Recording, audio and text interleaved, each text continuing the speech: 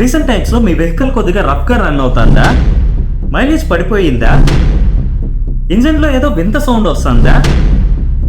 Maybe మీరు మీ vehicle లో problem అనుకోవచ్చు, కానీ నిజం ఏమిటంటే మీ వెహికల్ తప్పు కాదు, మీరు పోసే పెట్రోల్ తప్పు. పెట్రోల్ ఇథనాల్ మిక్సింగ్ వాహనాలకు మింగుడు పట్టం లేదంటూ వాహనదారులు వాపోతున్నారు. ప్రెసెంట్ మనము ఏ పెట్రోల్ బంక్ కి వెళ్ళినా మనకి E20 ఫ్యూయల్ దొరుకుతుంది. In India's automotive sector, from April 1st, you will only get E20 petrol at Indian fuel stations. E20 అంటే 20% ఇథనాల్ ప్లస్ 80% పెట్రోల్. ఇథనాల్ అంటే చెరకు, మొక్కజొన్న, బియ్యం లాంటి పంటల నుండి తయారు చేసే ఒక రకమైన ఆల్కహాల్ ఇంధనం. దీన్ని పెట్రోల్ లో కలిపి బండి నడపచ్చు. గవర్నమెంట్ ఏమో దీన్ని ఒక రెవల్యూషన్ గా ప్రౌడ్ గా ప్రమోట్ చేసుకుంటాంది. దేశానికి సొంత ఇంధనం, రైతులకి డబ్బు, పర్యావరణానికి మేలు అని. కానీ ఈ కథలో ఇంకో వైపు ఉంది. రైతుల నీటి కష్టాలు మరియు ఫుడ్ క్రైసిస్. ఇథనాల్ రెవల్యూషన్ వలన జరగబోయే మంచి చెడులని ఈ వీడియోలో మాట్లాడుకుందాం. మనం దాదాపు 85% క్రూడ్ ఆయిల్ ని విదేశాల నుండి తెచ్చుకుంటాము. మిడిల్ ఈస్ట్ లో ఏ యుద్ధం జరిగినా, ఏదైనా షిప్ స్ట్రైట్ ఆఫ్ హార్మోస్ దాటకపోయినా దాని ప్రభావం నేరుగా మన ఆర్థిక వ్యవస్థ మీద పడుతుంది. దీనికి శాశ్వత పరిష్కారం మనందరికీ తెలుసు, ఎలక్ట్రిక్ వెహికల్. ఈవీ నడపడానికి కిలోమీటర్ కి యావరేజ్ గా 1.5 రూపాయి మాత్రమే ఖర్చు అవుతుంది. పెట్రోల్ బండికి అది 6 రూపాయల పైనే. కానీ సమస్య ఏంటంటే దేశంలో 26 కోట్ల టూ వీలర్స్ ఉన్నాయి. వీటన్నిటిని ఒక్కసారిగా ఎలక్ట్రిక్ గా మార్చలేము. మొత్తం ఫ్యూయల్ వ్యవస్థని ఎలక్ట్రిక్ వైపు మార్చడానికి కొన్ని దశాబ్దాలు పడుతుంది. నిజానికి ఇథనాల్ బ్లెండింగ్ ప్రోగ్రామ్ అన్నది 2000 సంవత్సరంలోనే మొదలైంది. కానీ 20 సంవత్సరాలు దానిని ఎవరు సీరియస్ గా తీసుకోలేదు. సడన్ గా 2021లో ఇది దేశంలోనే అత్యంత వేగంగా ముందుకు సాగిన ప్రాజెక్ట్ గా మారింది. గవర్నమెంట్ ఏం చెప్తుంది అంటే క్రూడ్ ఆయిల్ తో పోలిస్తే ఇథనాల్ చాలా చీప్ గా దొరుకుతుంది.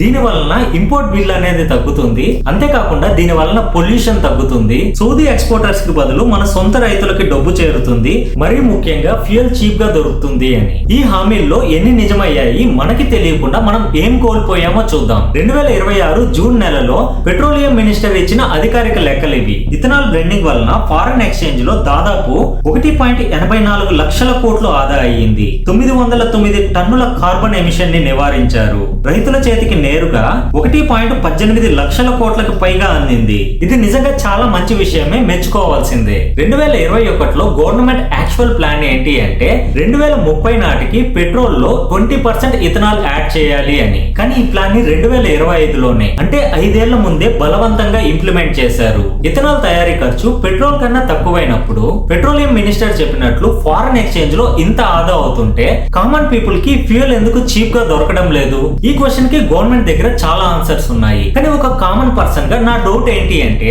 2013లో క్రూడ్ ఆయిల్ బ్యారెల్ కి $105, పెట్రోల్ ధర 70 రూపాయల దగ్గర ఉండేది. 2014లో క్రూడ్ ఆయిల్ కుప్పకూలింది, కానీ పెట్రోల్ ధర మారలేదు. 2015లో క్రూడ్ ఆయిల్ సగం ధరకి పడిపోయింది. ఆ డిస్కౌంట్ కూడా మనకి చేరలేదు. ఇప్పుడేమో క్రూడ్ ఆయిల్ బ్యారెల్ $70కి అటు ఇటు ఉంది.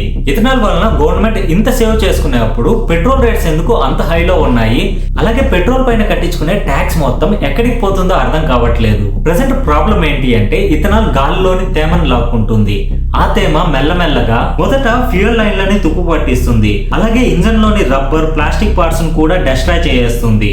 నిజానికి E20 ప్రాజెక్ట్ 2030 నుండి 2025కి స్పీడప్ చేసింది ఎవరో తెలుసా? పెట్రోలియం మినిస్ట్రీ కాదు, road transport minister Nitin Gadkari. నిజానికి E100 ప్రాజెక్ట్ ని కూడా ఈయనే స్పీడప్ చేస్తున్నారు. చాలా మంది ఆయన్ని డైరెక్ట్ గానే క్వశ్చన్ చేస్తున్నారు, ఇది ప్రజా ప్రయోజనం కోసమా లేదా వ్యక్తిగత ప్రయోజనం కోసమా అని. ఎందుకంటే నితిన్ గడ్కరీ కొడుకు సియాన్ అగ్రో అనే ఇథనాల్ సప్లయర్ కంపెనీలో మేనేజింగ్ డైరెక్టర్ అండ్ ప్రమోటర్. 2024లో ఆ కంపెనీ ఆదాయం సుమారు 18 కోట్లు మామూలుగానే ఉంది. కానీ 1 ఇయర్ లోనే అది 523 కోట్లకు పెరిగింది. గడ్కరీ మాత్రం ఈ అలిగేషన్స్ ని ఇది జస్ట్ కోఇన్సిడెన్స్ అని సింపుల్ గా కొట్టేశారు. గవర్నమెంట్ ఈ ప్రాజెక్ట్ కి బ్రేక్ వేయడం లేదు. E20 సాధించిన కొన్ని నెలల్లోనే E22, E27, E30 స్టాండర్డ్స్ ని ప్రకటించారు. E85 ఇప్పటికే మొదలయ్యింది. E100 ప్లాన్స్ కూడా ఉన్నాయి. ఇండియా ఇప్పుడు ప్రపంచంలోనే 3వ అతిపెద్ద ఇథనాల్ ఉత్పత్తిదారుగా మారింది. బ్రెజిల్ కి 25% బ్లెండ్ చేయడానికి దశాబ్దాలు పట్టింది. అమెరికా 15 ఇయర్స్ గా 10% దగ్గరే ఆగిపోయింది. ఇథనాల్ పంటల నుండి వస్తుంది. అంటే భూమి నీళ్ల నుండి వస్తుంది. ఇండియాలో దీన్ని పండించే విధానమే కొత్త సంక్షోభానికి బీజం వేస్తుంది. యాక్చువల్ గా గవర్నమెంట్ ఇచ్చిన స్టేట్మెంట్ చాలా బాగుంది. పంటల వ్యర్థాల నుండి, రైతులు వేస్ట్ గా తగలబెట్టే వరిగడ్డి నుండి సెకండ్ జనరేషన్ ఇథనాల్ తయారు చేయాలని. దీని వలన ఇథనాల్ ఆహార పంటలతో పోటీ పడదు, అదనపు నీరు కూడా వృధా కాదు అని. కానీ ఈ హామీ పూర్తిగా విఫలమయ్యింది. 2G సెకండ్ జనరేషన్ ఇథనాల్ అంటే అగ్రికల్చరల్ వేస్ట్ నుండి ఎక్స్ట్రాక్షన్. కానీ ఇది కంప్లీట్ గా ఫెయిల్ అవ్వడానికి మెయిన్ రీజన్ ఏంటి అంటే లాజిస్టిక్స్ ప్రాబ్లం. ప్రతి ఫార్మ్ నుండి వరిగడ్డి మరియు పంట వ్యర్థాలని కలెక్ట్ చేసి ఫ్యాక్టరీకి ట్రాన్స్పోర్ట్ చేయడం చాలా expensive process, high chemical cost. Fibre ని లిక్విడ్ గా మార్చడానికి స్పెషల్ ఎక్స్పెన్సివ్ ఎంజైమ్స్ కావాల్సి వచ్చింది. ఈ కెమికల్ ఎంజైమ్స్ వలన 1 litre 2G ethanol making cost double అయ్యింది. Aggressive E20 target. Government 20% petrol blending target ని అనుకున్న దానికంటే ముందుగానే ఇంప్లిమెంట్ చేయడం వలన wastage technology, transport, storage plants త్వరగా క్రియేట్ చేయకపోవడం వల్ల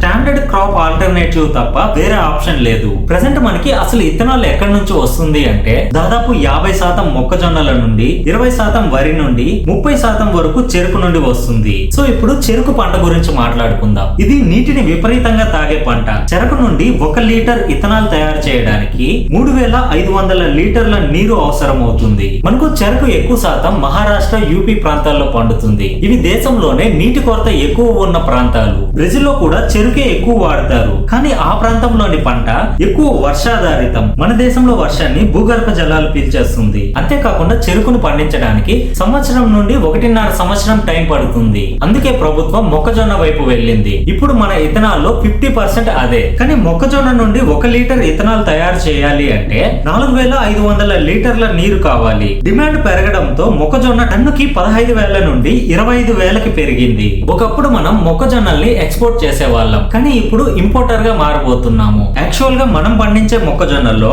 దాదాపు 60% కోళ్లు, పశువులకి దానాగా వెళ్లేది. ఇప్పుడు మొక్కజొన్న ధర పెరగడంతో చికెన్, ఎగ్స్ ధరలు కూడా పెరుగుతున్నాయి. ఇప్పుడు రైతులు పప్పు ధాన్యాలు, నూనె గింజల్ని పండించడానికి బదులు మొక్కజొన్న వైపు మల్లుతున్నారు. అంటే ఆహార ధరలు పెరుగుతాయి. వంట నూనెని ఇంపోర్ట్ చేసుకోవడం వలన ఇది కూడా రేట్ పెరుగుతుంది. ఇంకా అన్నిటికన్నా ఘోరమైంది ఏంటి అంటే వరి. FCI దగ్గర పేదలకు పంచడానికి ఉన్న ఆహార నిల్వ నుండి విరిగిన బియ్యం ఉంటుంది కదా, హాఫ్ గ్రెయిన్స్, దీనిని ఇథనాల్ డిస్టిలరీస్ కి అమ్ముతున్నారు. ఈ ధాన్యం మన ట్యాక్స్ డబ్బులతో కొన్నదే, పేదల కోసం ఉద్దేశించిందే. ప్రస్తుతం సుమారు 80 కోట్ల మందికి ఇచ్చే ఉచిత రేషన్ లో 25% విరిగిన బియ్యం ఉంటుంది. ప్రభుత్వం కొత్త ప్లాన్ ఏంటి అంటే ఆ వాటాను 10% కి తగ్గించి మిగతాది డిస్టిలరీస్ కి పంపాలని. 1 లీటర్ ఇథనాల్ తయారు చేయాలి అంటే 10,000 లీటర్లకు పైగా నీరు వరి పంటకు అవసరం అవుతుంది. వరి పండించడానికి అత్యధిక నీటిని వినియోగించాల్సి వస్తుంది. మీకు ఎవరికైనా డౌట్ రావచ్చు, 1 లీటర్ ఇథనాల్ తయారు చేయడానికి అసలు ఇన్ని వేల లీటర్ల నీరు ఎందుకు అవసరమని. పొలంలో షుగర్ కేన్ ని పండించడానికి కంటిన్యూస్ వాటరింగ్ కావాల్సి ఉంటుంది.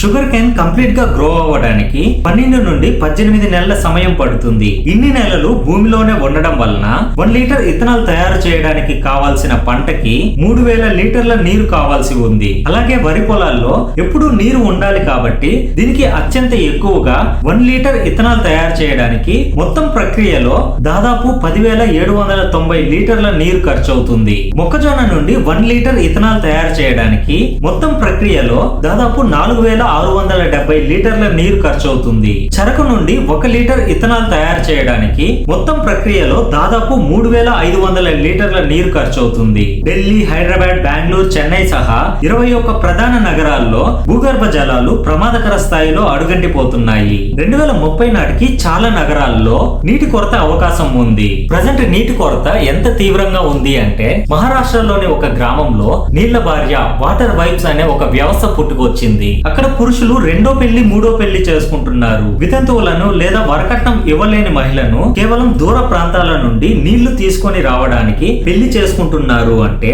నీటి కొరత ఏ స్థాయిలో ఉందో మనం అర్థం చేసుకోవచ్చు. గవర్నమెంట్ ఆల్రెడీ E20ని ఇంప్లిమెంట్ చేసింది. మనం చేయగలిగింది ఏదైనా ఉంది అంటే గవర్నమెంట్ ని క్వశ్చన్ చేయడం. మనం గవర్నమెంట్ కి వ్యతిరేకం కాదు. మనలో ఏర్పడిన భయాలకి, సందేహాలకి గవర్నమెంట్ సమాధానం చెప్పాల్సిన అవసరం ఉంది. 2023కి ముందు తయారైన వెహికల్స్ E20కి అనుకూలం కాదు. దాని వలన ఆల్రెడీ మనకి చాలా లాస్ జరుగుతున్నది. అట్లీస్ట్ గవర్నమెంట్ E20 వలన వచ్చిన లాభంలో ఓల్డ్ వెహికల్స్ లో పార్ట్స్ చేంజ్ చేసుకోవడానికి సబ్సిడీగా ఇస్తే బాగుంటుంది. అలాగే అసలు లక్ష్యం ఇథనాల్ కాదు, భూమి, నీరు వాడకం లేని సెకండ్ జనరేషన్ ఇథనాల్. ఆహార పంటల నుంచి పండే ఇథనాల్ కి పరిమితి పెట్టాలి. ఇవన్నీ ప్రభుత్వం చేతిలో చేతిలోనే ఉన్నాయి. మనం చేయగలిగింది ఏంటి అంటే కొత్త బండిని కొనేప్పుడు E20 కంపాటబుల్ కాదా అని చెక్ చేసుకోండి. వీలైనంత వరకు వెహికల్స్ ని సెకండ్ హ్యాండిల్ లో కొనకుండా ఉండడానికి ట్రై చేయండి. ఎందుకంటే చాలా మంది ఓల్డ్ మోడల్స్ తక్కువకు వస్తుందని కొంటుంటాం కాబట్టి. బ్రెజిల్ లో 1990లో ఇథనాల్ ప్రోగ్రామ్ ని ఇంప్లిమెంట్ చేసినప్పుడు వాళ్ళు ప్రజల మీదకి బలవంతంగా రుద్దలేదు. ఫ్లెక్స్ ఫ్యూయల్ ఆప్షన్ ఇచ్చారు. ధరలను తగ్గించి ప్రజలను సహజంగానే ఆ వైపుకు మళ్లించారు. వాళ్ళు ప్రజలకి చాయిస్ ఇచ్చారు, బలవంతం చేయలేదు. మనం దీన్ని తలకిందులు చేసేసాం. ఇన్ఫ్రాస్ట్రక్చర్ కన్నా ముందే ఇంధనాన్ని రుద్దేశాం. ఆత్మ నిర్భర్ పేరుతో E100 ఫ్యూయల్ ఎలాగో రాబోతున్నది. అది చాయిస్ తో రావాలి. నీటి సంక్షోభంగా వ్యవసాయ సంక్షోభంగా మారకూడదు. ఇన్ఫర్మేషన్ నచ్చుంటే లైక్ చేయండి. మీ ఒపీనియన్ ని కామెంట్ చేయండి. జై హింద్.